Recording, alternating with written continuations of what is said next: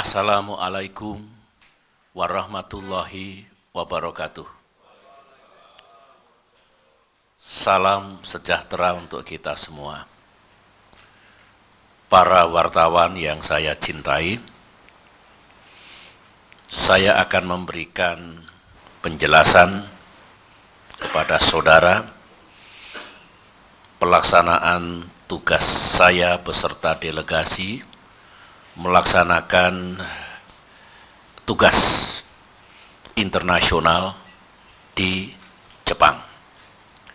Saya tahu para wartawan yang menyertai kunjungan saya ke Jepang secara fisik dalam keadaan lelah, tetapi menjadi tugas dan kewajiban saya untuk menyampaikan kepada rakyat Indonesia melalui saudara pelaksanaan tugas yang baru saja kita laksanakan. Tentu saja apa yang sudah para wartawan ketahui selama berada di Jepang tidak akan saya ulangi lagi. Misalnya, setelah saya melaksanakan pertemuan bilateral dengan Perdana Menteri Jepang Shinzo Abe, kami berdua sudah memberikan press statement. Demikian juga kemarin sore Perdana Menteri Jepang Shinzo Abe dalam kapasitasnya sebagai chair ASEAN Japan Commemorative Summit juga telah menyampaikan penjelasannya. Sehingga yang ingin saya sampaikan pada pagi hari ini, hal-hal yang penting yang barangkali belum disampaikan oleh siapapun dan penting bagi saudara untuk mengetahuinya. Saya akan mulai dari yang pertama, yaitu agenda bilateral kita. Saudara tahu setiap menjalankan tugas ke luar negeri selalu ada dua agenda utama. Pertama adalah agenda bilateral untuk memenuhi atau mencapai kepentingan nasional kita. Yang kedua, agenda multilateral yang tentu langsung atau tidak langsung membawa manfaat bagi Indonesia. Sebagaimana saudara ketahui bahwa agenda bilateral itu ada tiga utamanya, yaitu pertemuan bilateral saya dengan Perdana Menteri Shinzo Abe. Yang kedua, pertemuan saya dengan para pemimpin bisnis papan atas Jepang yang selama ini melaksanakan investasi di Indonesia dan mereka berminat untuk meningkatkan investasinya di masa mendatang. Dan kemudian yang ketiga adalah pertemuan saya dengan kalangan think tank, intelektual, pengamat, dan pemerhati berkaitan dengan arsitektur kerjasama kawasan. Saudara-saudara, pertemuan saya dengan Perdana Menteri Shinzo Abe berjalan secara efektif meskipun singkat, tetapi kami membahas secara langsung agenda kerjasama utamanya di bidang perekonomian yang terus terang keadaannya baik.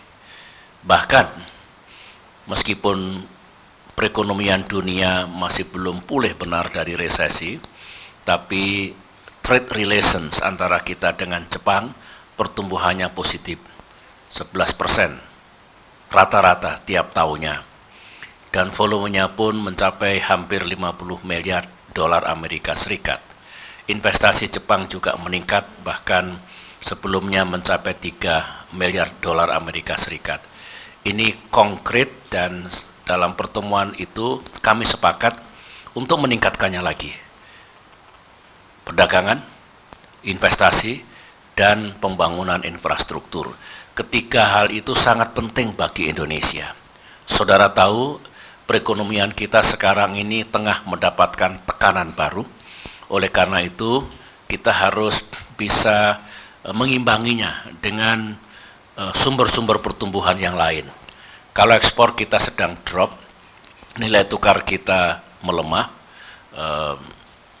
neraca pembayaran kita mengalami defisit, maka yang harus kita lakukan sumber pertumbuhan harus kita alirkan, kita dapatkan misalkan dari investasi, dan ini menjadi sangat penting di samping pembelanjaan pemerintah, government spending, dan juga konsumsi rumah tangga yang untuk Indonesia dalam keadaan baik.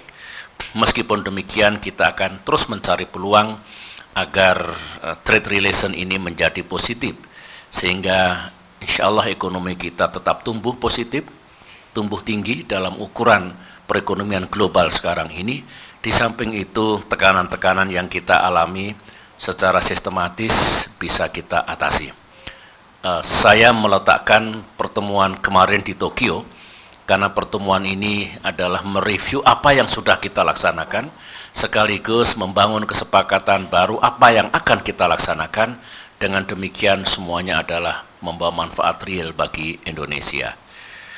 Pertemuan saya dengan para pemimpin dunia usaha, Japinda, itu juga konkret, ada 15 pemimpin bisnis papan atas, yang itu juga di samping telah berinvestasi, memberikan isyarat kepada saya untuk meningkatkan investasinya. Jadi ini konkret, dan dari 15 orang itu 10 orang bicara kemarin, dan saya respons. Saya optimis bahwa dengan keterbukaan, dengan saling berkomunikasi, apa kewajiban Indonesia, apa kewajiban mereka, maka kerjasama itu akan berlangsung lebih efektif lagi dengan hasil yang makin nyata.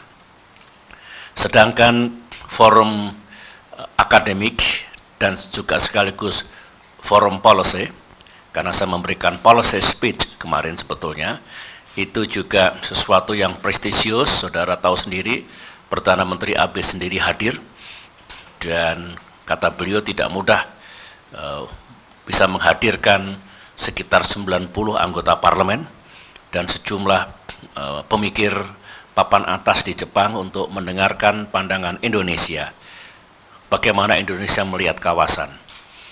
Dan saya tidak perlu menjelaskan karena saudara ada di sana, tetapi yang jelas mengapa Indonesia diundang, saya diberikan panggung seperti itu, karena mereka tahu peran Indonesia tahun-tahun terakhir ini makin nyata, baik di kawasan maupun di tingkat global, misalkan G20, APEC, ataupun pada lingkup Asia Tenggara dan Asia Timur.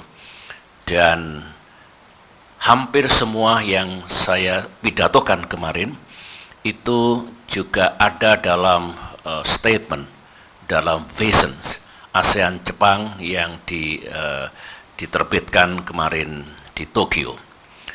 Saya ingin menyampaikan kepada forum itu, Jepang, Indonesia peduli, Indonesia terus berkontribusi untuk terciptanya kawasan yang stabil, yang aman dan damai.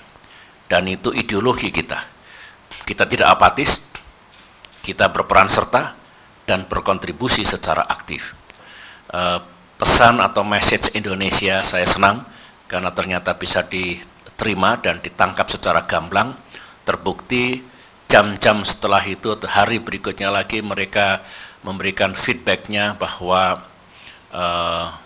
senang karena Indonesia telah menyampaikan pandangannya yang konkret bagaimana kita bekerja sama untuk stabilitas, keamanan, dan perdamaian di kawasan kita, utamanya Asia, lebih khusus lagi Asia Tenggara dan Asia Timur. Saudara-saudara, untuk summit ASEAN Jepang itu sendiri, saya ingin menyampaikan terlebih dahulu konteks. Saudara ingat, beberapa bulan yang lalu dilaksanakan pertemuan puncak G20 yang dilaksanakan di Saint Petersburg, Rusia. Beberapa saat setelah itu, kita menjadi tuan rumah dari APEC Summit yang dilaksanakan di Bali. Beberapa saat setelah itu, ada East Asia Summit yang dituan rumahi oleh Brunei. dan kemudian kemarin di Jepang kita juga melaksanakan pertemuan internasional ASEAN Jepang. Dulu di Rusia, sebagian saudara juga mengikuti kegiatan saya, isu utama yang ada di G20 Summit adalah bagaimana G20 di satu sisi mendorong kebangkitan kembali perekonomian negara-negara maju, tetapi di sisi lain juga ikut memikirkan dan berbuat agar pelemahan ekonomi, perlambatan pertumbuhan di negara emerging markets termasuk BRICS itu bisa diatasi. Sebab kalau salah satu pincang, ibarat ada busi yang tidak jalan, maka mobil itu akan terganggu. Nah, selama ini BRICS, emerging markets termasuk Indonesia sebagai penyangga pertumbuhan global ketika ekonomi negara maju, Eropa, Jepang, dan Amerika Utara itu mengalami pelambatan. Penyangga. Nah, sekarang mereka sudah mulai menggeliat meskipun tetap masih memerlukan waktu. Jangan sampai BRICS dan emerging markets ini yang justru mengalami pelambatan. Kita bertanggung jawab untuk mengatasi dua-duanya. Itulah tema utama kemarin kita bertemu di Saint Petersburg. Nah, kemudian isu politik dan keamanannya Suriah. Saudara juga tahu kita tidak apatis, kita tidak pasif, kita berkontribusi. Dan kontribusi Indonesia di Saint Petersburg ini, alhamdulillah dengan izin Tuhan, menurut saya ikut mendorong ya, solusi yang damai yang ada di Syria. APEC, saya mundur sedikit karena ini saya ingin bicara konteks, itu sebetulnya di samping bagaimana APEC Asia Pasifik ini ekonominya terjaga, supaya sekali lagi pertumbuhan global terus bisa kita dorong. Itu intinya. Oleh karena itu dulu judulnya Resilience Asia Pacific as an Engine of Global Growth. Itu masih relevan. Dan sengaja kita pilih tema itu supaya mengalir dari G20 Rusia, masuk ke APEC, dan kemudian mengalir lagi ke East Asia Summit di Brunei. Tetapi yang ingin saya sampaikan bukan itu. Di APEC Bali, semua pemimpin, leaders, sangat berharap WTO yang Indonesia sebagai tuan rumah itu berhasil. Mengapa? Sudah lama kandas. Dimulai tahun 2001 Doha Round, Doha Development Agenda, itu terseok-seok. Dan bahkan ibaratnya terhenti, mengalami deadlock yang berkepanjangan sejak tahun 2008. Sehingga kemarin, kalau Bali gagal, maka suram masa depan rezim kerjasama perdagangan secara internasional. Padahal sangat penting. Penting bagi negara maju, bagi negara berkembang, dan bagi least developed countries. Ya, oleh karena itulah kita bertekad sebagai kelanjutan dari APEC yang alhamdulillah kita selenggarakan dengan baik untuk suksesnya WTO Ministerial Meeting yang dilaksanakan di Bali. Saudara mengikuti, tidak mudah, alot sekali, dan bahkan saya sudah siap-siap, meskipun tuan rumahnya bukan sebetulnya yang punya hajat ini WTO, PBB. Tapi sebagai tuan rumah, morally kita juga ikut bertanggung jawab bagi suksesnya WTO meeting itu. Saya juga sudah siap untuk berkomunikasi dengan para pemimpin dunia, tetapi saya ikuti jam demi jam yang terjadi di Bali, ada titik terang, kandas lagi, maju lagi, dan seterusnya. Tapi singkat kata, alhamdulillah, Bali Package itu bisa dihasilkan. Sama dengan dulu, ketika Climate Change Conference itu terseok-seok, ada Bali Roadmap tahun 2007 itu membuka lembaran baru bagi konklusi dari penciptaan atau perumusan protokol baru pengganti Kyoto Protocol. Ini sama. Bali Package, sebagaimana saudara ketahui, terdiri dari Agriculture Package, Least Developed Countries Package, Trade Facilitation Package. Nah, dengan demikian hadirnya Bali Package ini diharapkan bergulir lagi sehingga akhirnya secara keseluruhan ada konklusi dari kerjasama perdagangan secara internasional. Mengapa saya bawa ke situ? Karena ini masih berlanjut. Masuk ke Brunei, masih harapannya seperti itu dulu, ditambah dengan urusan Laut Cina Selatan. Topiknya di situ. Sehingga ketika berangkat ke Tokyo, alhamdulillah negara kita bisa memberikan kontribusi. The conclusions of WTO pada tahap sekarang dilahirkannya Bali Package. Nah, kemudian Laut Tiongkok Selatan atau Laut Cina Selatan, itu saudara tahu dari dulu Indonesia sangat peduli, berkontribusi, bahkan ketika ada deadlock di sana sini kita mengambil inisiatif. Inisiatif kita pun sebetulnya diakui, recognized by negara-negara di kawasan ini. Dan kita akan terus melakukan peran seperti itu, meskipun kita bukan negara yang ikut mengklaim wilayah Laut Tiongkok Selatan, tapi morally dan politically kita ikut bertanggung jawab agar kawasan itu kita jaga menjadi kawasan yang damai, aman, dan stabil. Nah, mengapa saya bawa rangkaian semuanya ini, konteksnya itu, ketika kita berkumpul di Tokyo kemarin, suasananya itu sebetulnya kalau ekonomi, karena semua sudah dibicarakan, termasuk WTO yang kita hasilkan, tidak ada sesuatu yang baru, kecuali ASEAN Jepang bersepakat untuk mengukuhkan kerjasama perekonomian di kawasan ini, utamanya ASEAN Jepang.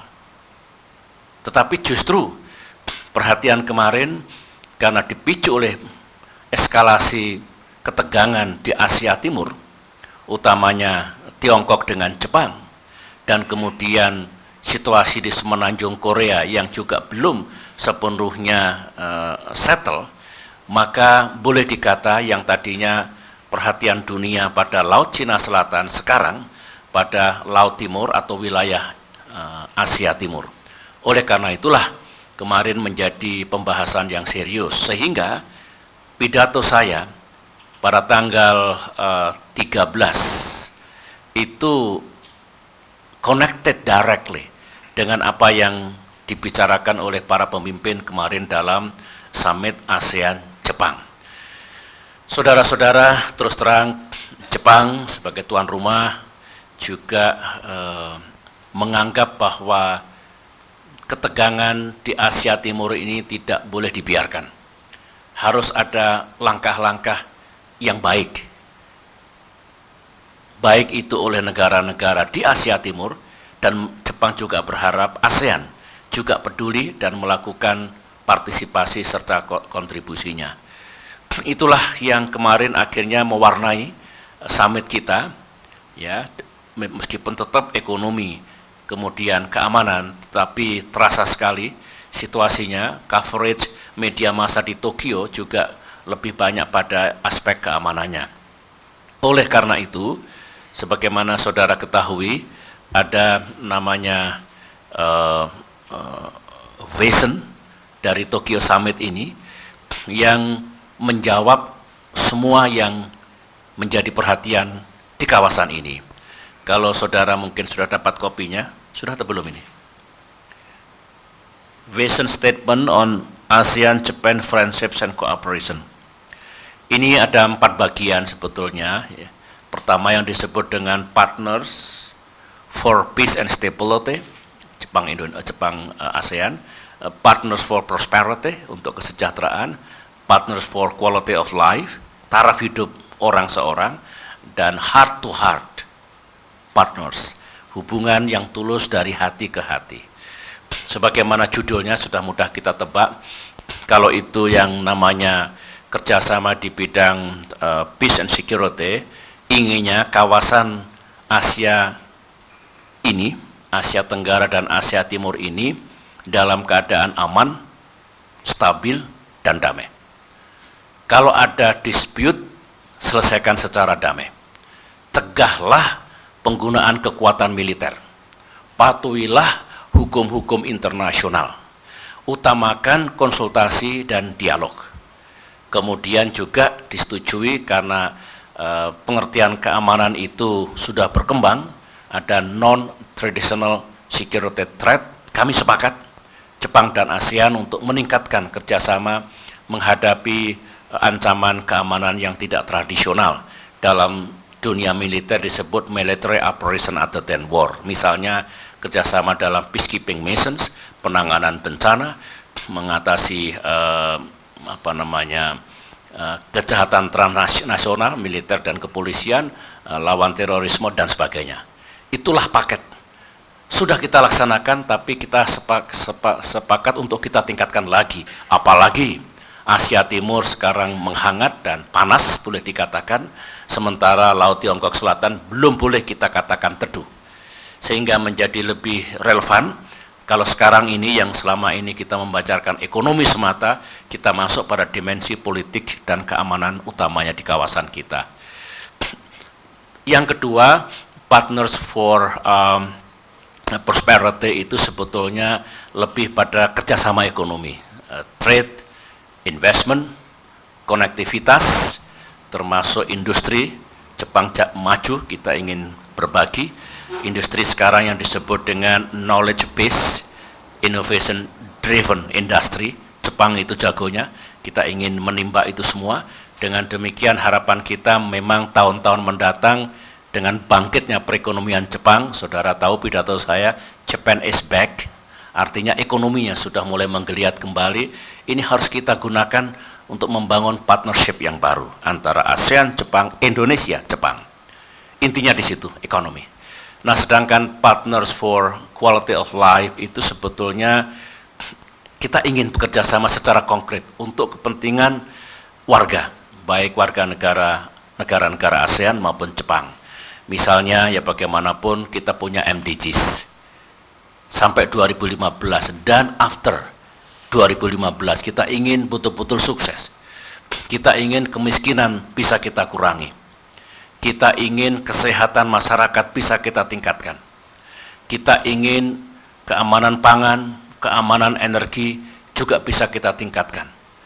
Itulah yang disebut dengan komponen dari quality of life dengan kerjasama yang kita lakukan sekarang dan kita tingkatkan di masa depan.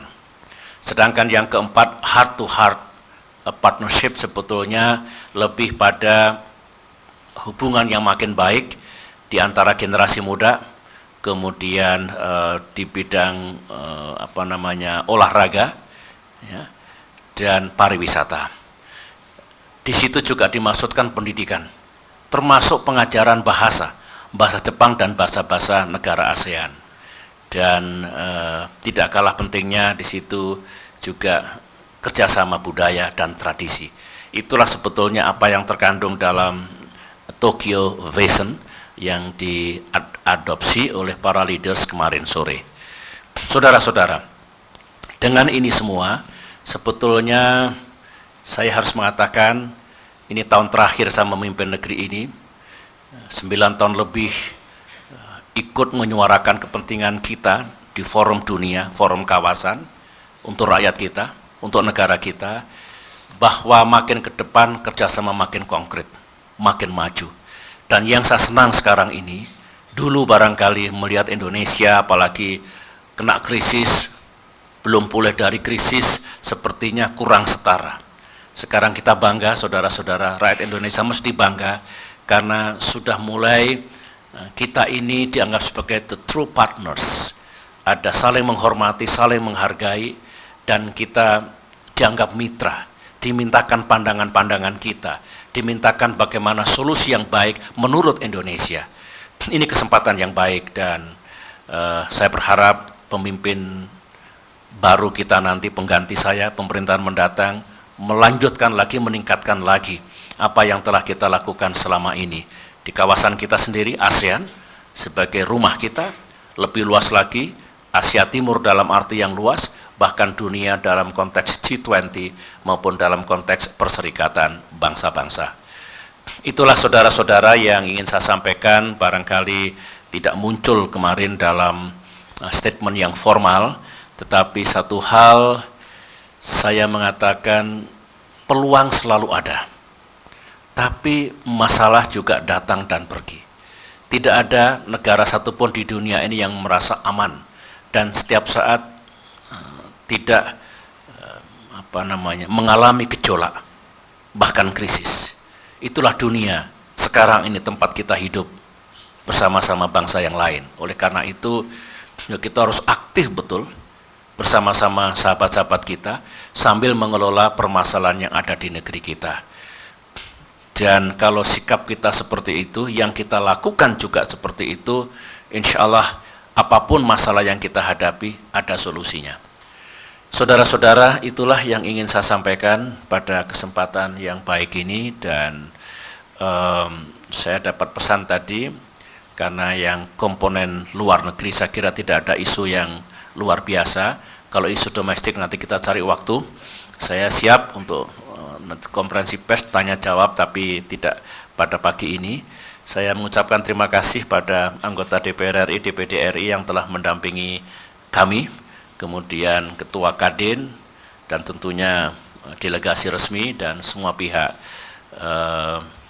Memang padat sekali kemarin di Tokyo, saya tidak bisa bernafas karena dari satu kegiatan ke kegiatan yang lain, tapi itulah tugas yang telah kita emban. Terima kasih saudara-saudara sekali lagi. Wassalamualaikum warahmatullahi wabarakatuh.